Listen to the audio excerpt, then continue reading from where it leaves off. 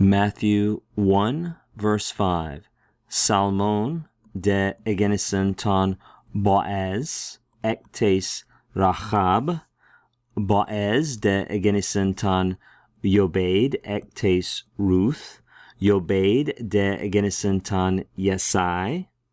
Here we continue with the genealogy of Jesus Christ, and we read, and Salmon begat Boaz out of Rahab, or from Rahab, or by Rahab, and Boaz begat Obed out of Ruth, or from Ruth, and Obed begat Jesse.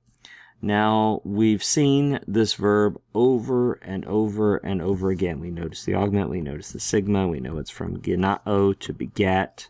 We've got this one down, right? Nothing else really to say about that. We see how the accusative article is appearing over and over again to make clear that we know the object of the verb is the word with the name with the accusative article.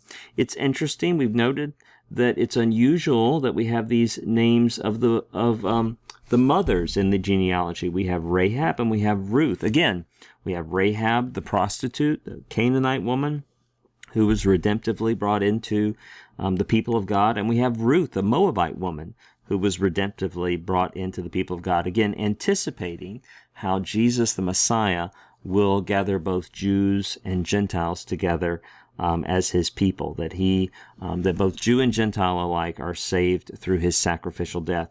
Let's note how in Greek, when you have a word that begins with a vowel, it will always have a smooth or a rough breathing mark.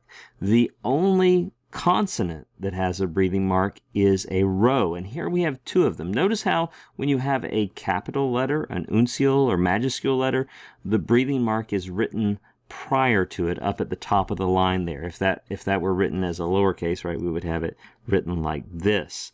So probably the breathing mark, whenever you have a word that begins with a rho, it has a rough breathing mark, right? That is the rough breathing mark that goes that way. The smooth breathing mark looks like that. Probably that indicated to an ancient speaker to make a trill sound.